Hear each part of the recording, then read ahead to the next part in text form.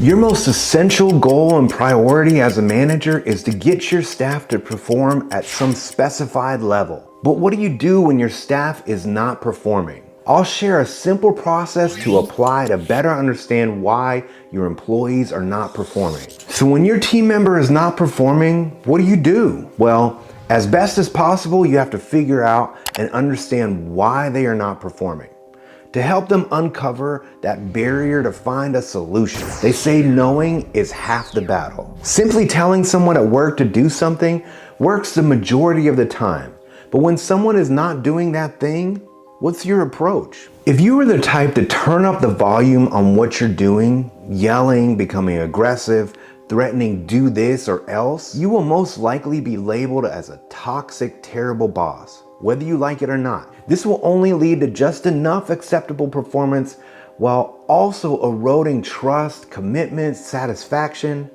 This is not an effective way to lead. When someone is struggling with performance, your approach should be to uncover why that is. Be curious. The first step to implementing the right solution is understanding the problem. There's a relatively old but simple and effective leadership concept called the SkillWill Matrix.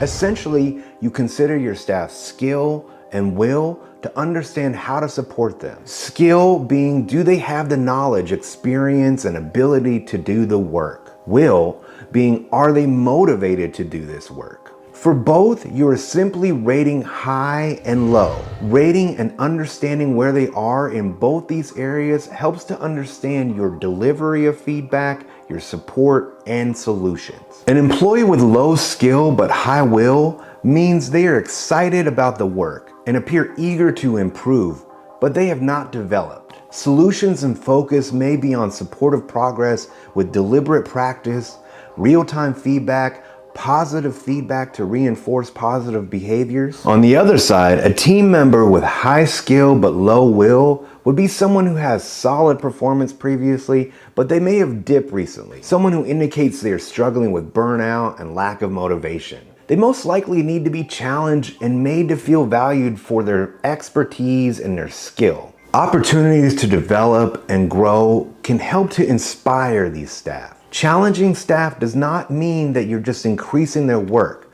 but providing them new, interesting work that ultimately helps them to develop and grow. You may have your high skill, low will employee mentor your low skill, high will employee, have one teach the other. They both have the opportunity to develop and improve from this experience. The main point is understanding your team's skill and will helps to shape and tailor your conversations and solutions to each individual. I recommend applying this SkillWill Matrix to your whole team to better understand how you can specifically support each staff person. Each quadrant requires a different approach. High skill and high will employees typically need to be challenged and developed. You should coach to potential career and performance growth, setting stretch goals, helping them find their path forward, provide them new learning opportunities. That could be some training or simply delegating some of your work, something that they would find new and interesting. Also, involve these staff in plans for combined success of the team. For staff with both low skill and low will, this requires more effort in uncovering the root issues, while also being clear about expectations that they must achieve some level of standard, consistent, successful performance.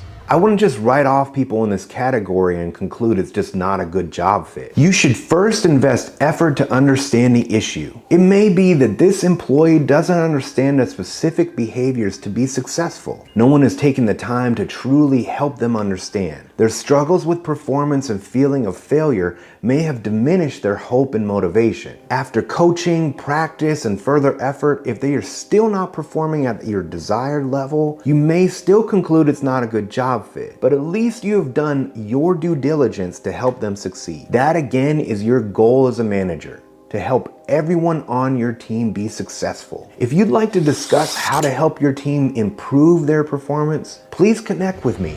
I'm available for leadership coaching and consultation. As always, thanks for watching. You got this, yo.